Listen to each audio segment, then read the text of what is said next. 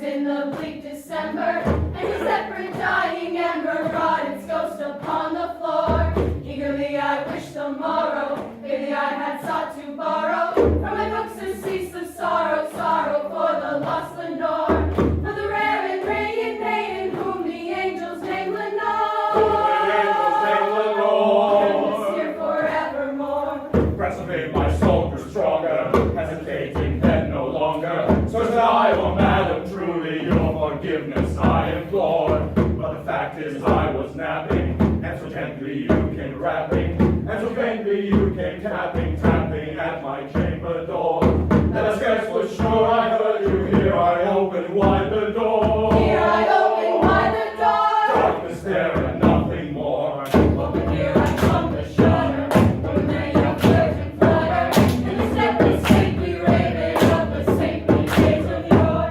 Not the least of reasons maybe, not a maiden's cockroach maybe, but a man of war or lady perched above my chamber door, perched upon the bust of chalice just above my chamber door. Just above my chamber door. He sat and nothing more. Then there they might be adding my fancy into smiling. But the moment inventory of the continents at war. Though the north and German shaven, thou said I should no craving. Next to him an ancient raven, wandering from the country shore. Tell me what thy lordly name is on the nice Trojan shore. Of the raven, nevermore. And the raven, sitting lonely on a placid bust, spoke only that one word, as if he saw into that word he did outpour. Nothing farther than he uttered, not to feather than he fluttered, till I scarcely more than muttered, other friends have flown before. On the morrow he will leave me, as my hopes have flown before. Then the bird said, nevermore! Prophet said,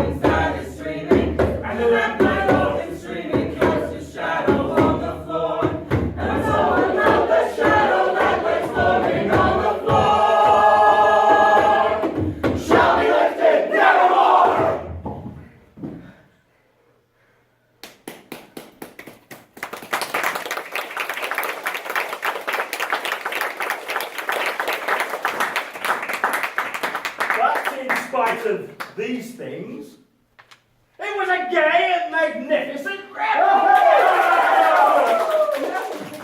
Oh, there were buffoons! There was a improvisatore! There were ballet dancers! There were musicians! There was beauty! And there was wine! And there were stories! About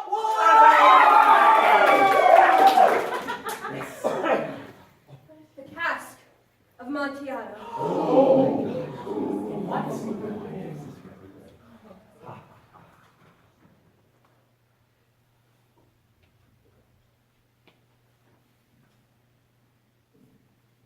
the 1,000 injuries of Fortunato I bore as best I could, but when he ventured upon insult, I vowed revenge. You who so well know the nature of my soul, will not suppose, however, that I gave an utterance to a threat.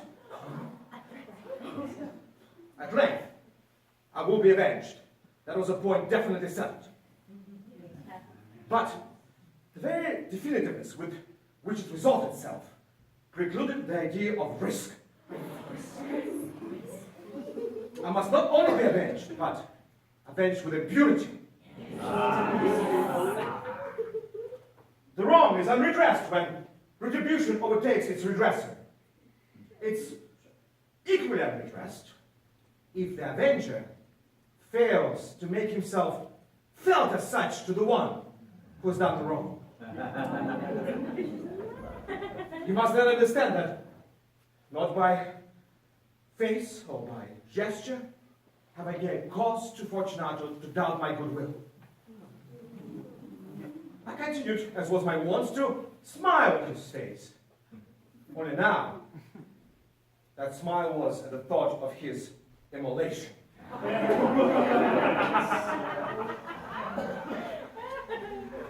He had a fault, this Fortunato, although he was a man to be respected and even feared. He fancied himself to be a connoisseur of old wines. And although in other respects, like painting or gemmary, Fortunato, like his countrymen, was a quack. In the matter of old wines, he was sincere. It was about dusk, one evening during the supreme madness of the carnival season, that I have encountered my friend. He accosted me with excessive warmth, for he had been drinking much. The man wore motley, with the jester's collar and bells. I was so pleased to see him. I thought I should never have done wringing his hand. My dear Fortunato, you're lucky in that. How remarkably well you're looking today. But I received a cask of what passes for Amontillado, and I have my doubts. Amontillado, a cask. Impossible. And in the middle of the carnival. I have my doubts, and I was silly enough to pay the full Amontillado price without consulting you first. I couldn't find you, and I was fearful of losing a bargain. Amontillado? I have my doubts, Amontillado. and I must satisfy them. Amontillado. As you are presently engaged, I'm on my way to see Lucrezi. If anyone has a critical turn, it is he. He will tell me... Lucrezi cannot distinguish Amontillado from sherry. And yet, there are some who would have it that his taste is a match for your own. Come, let us go. Whither? To your vaults. My friend, no. I cannot impose upon your good nature. Besides, I perceive you have an engagement. Lucrezi! I have no engagement. Come. My friend, no, it's not the engagement, but the severe cold which I perceive you are inflicted. The catacombs are insufferably damp. They're encrusted with nitre. Let us go nevertheless. The cold is a mere nothing. Amontillado, you have been imposed upon. And as for Lucrezi, he cannot distinguish Amontillado from sherry. Thus speaking, Fortunato possessed himself of my arm, and I suffered him to hurry me away to my palazzo.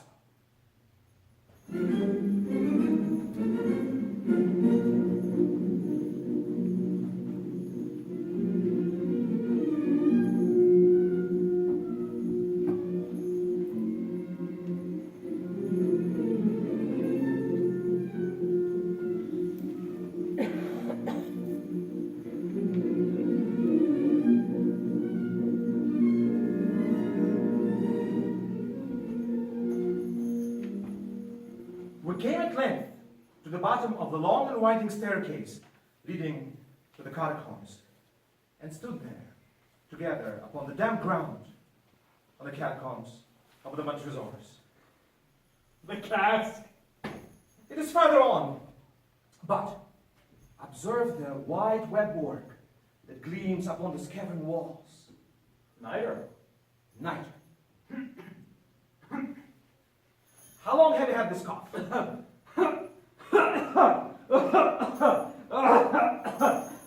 My poor friend found it impossible to answer for many minutes. It is nothing. Come, we will go back. Your health is precious.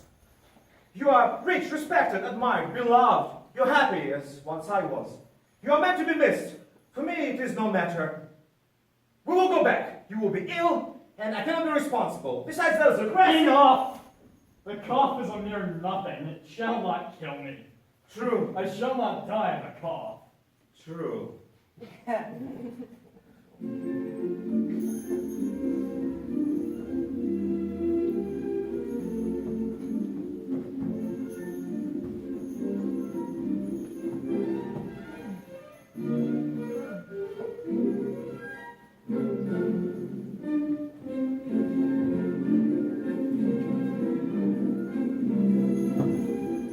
Truly, you should use all proper caution.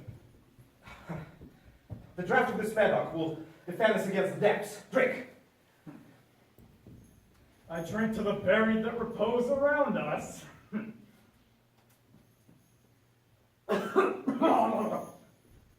And I to your long life. These vaults, they're extensive. The Montresors were once a numerous and great family. I forget your arms. A huge human foot d'or in the field azure. The foot crashes serpent, rampant.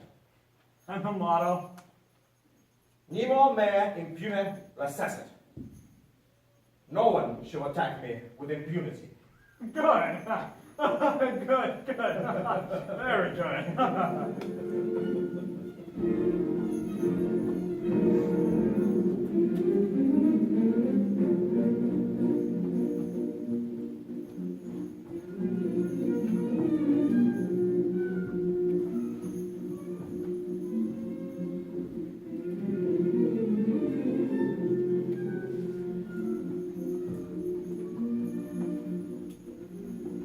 The nighter, it increases. It hangs like moss from the cavern walls. We're below the river's bed now.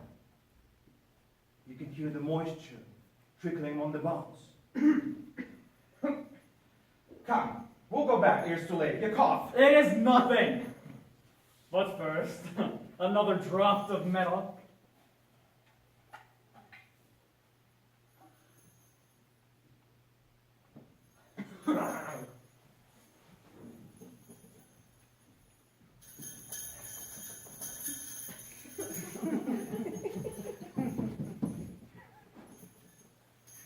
You do not comprehend? Not I. Then you are not of the Brotherhood. How? You are not of the Order of the Masons. Yes. You, a Mason? Impossible. A mason? A sign, a sign. It is this. You jest. Let us proceed to the Amontillado. Be it so. We continued our route in search of the Amontillado. We passed through a range of low arches, descended, passed on, and descending, arrived at a deep crypt, where the fountains of the air made our candles rather glow than flame.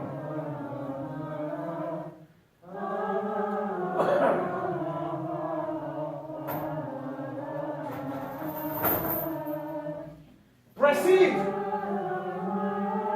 Here is the Amontillado. As for the Cressy, He is an ignoramus.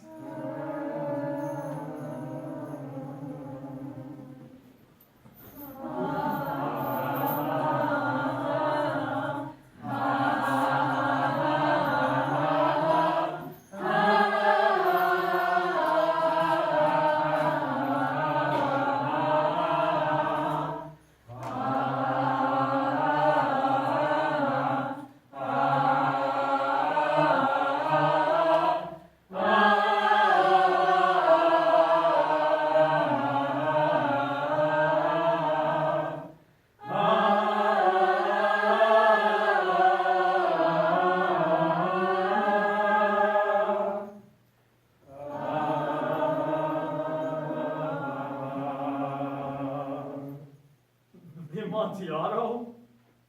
True. The Amontillado. As I said these words, I busied myself among the pile of bones, throwing them aside. I soon uncovered a quantity of building stone and mortar. With these materials, and with the help of my trowel, I began to wall up the entrance of the niche. I'd scarcely laid the first year the masonry when I discovered that the desiccation of Fortunato was beginning to wear off.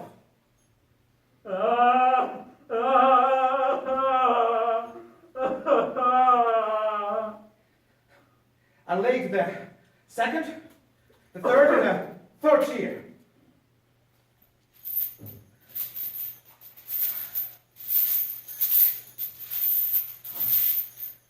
I resumed the trowel. I finished without interruption the fifth, the sixth, and the seventh year. The wall was now about even with my breast. Ah! Ah! Ah!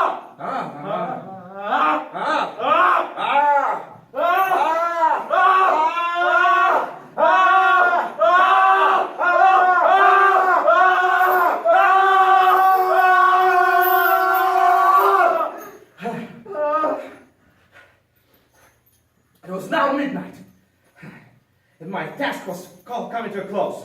I completed the 8th, the 9th, and the 10th year. There remains but a single stone to be fitted and plastered in. I struggled with its weight. I placed it partially in its destined position.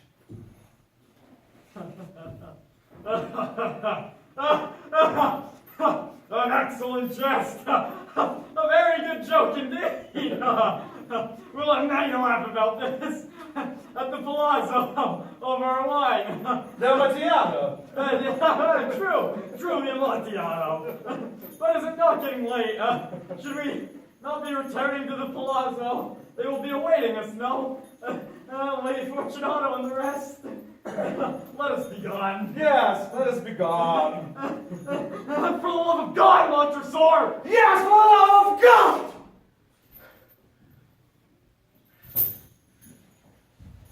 Fortunato? Fortunato?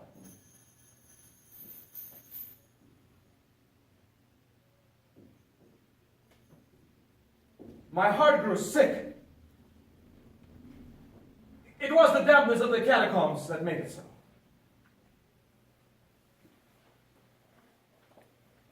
I hastened to make an end of my labor. I forced the last stone in its destined position. I plastered it up. Against the new masonry, I erected the rampart of old bones.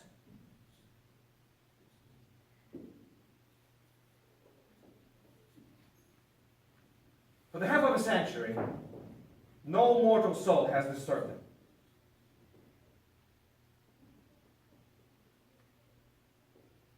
In pace requiescat. Rest in peace.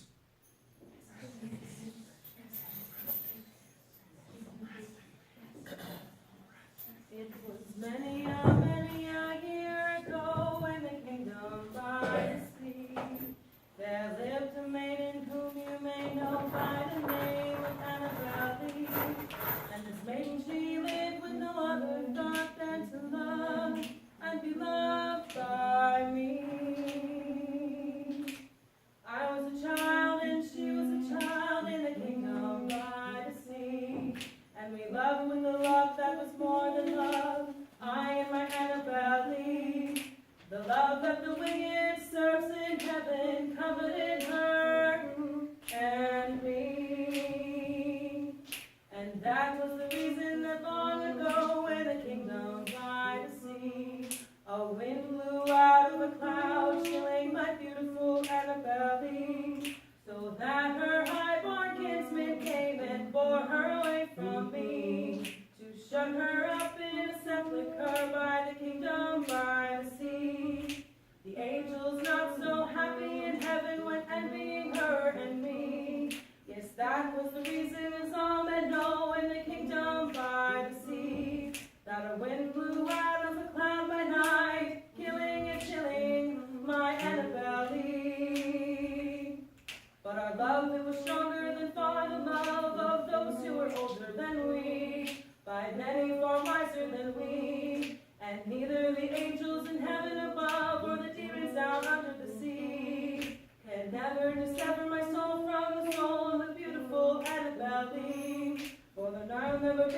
not giving me dreams of the beautiful Annabelle Lee. For the stars never rise when I feel the bright eyes of the beautiful Annabelle Lee. And all the night tide I lay down by the side of my darling, my life and my bride, in her sepulchre by the sea, in her tomb of the sounding sea.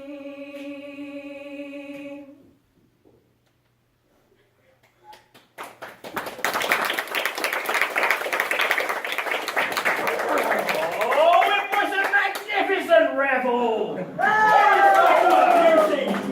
Much of the bizarre, much of the wanton, and something of the terrible.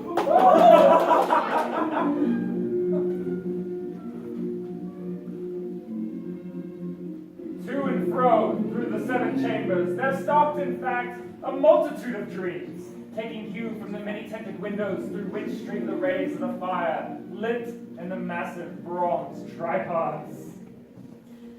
And all of the apartments but one was densely crowded, and in them beat feverishly the heart of life. And the revel went whirlingly on, until at length there commenced the sound of the bell upon midnight.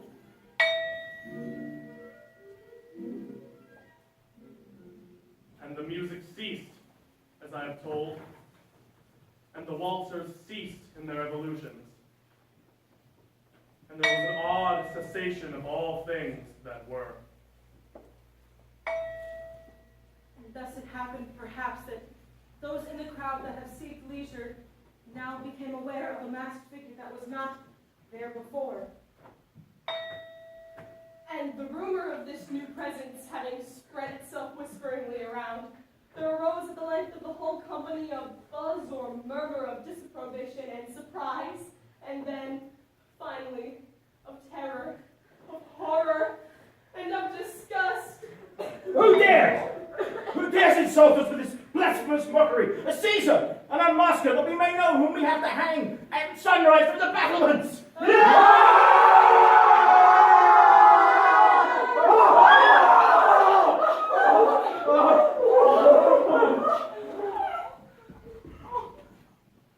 And it was now acknowledged the presence of the Red Death.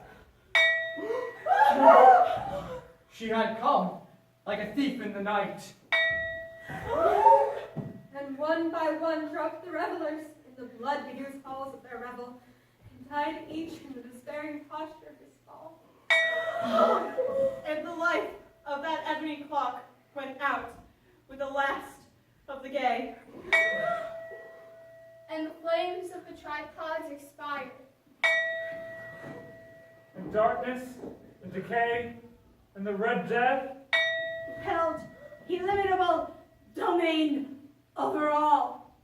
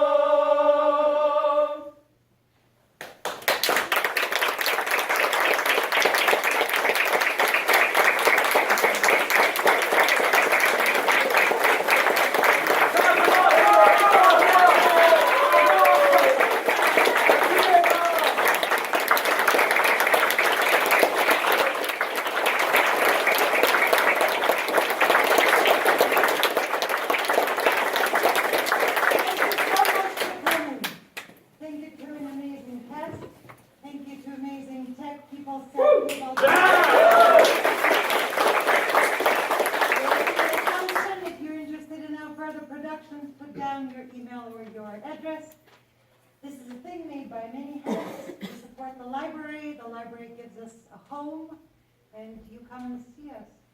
Spread the word. Thank you so much.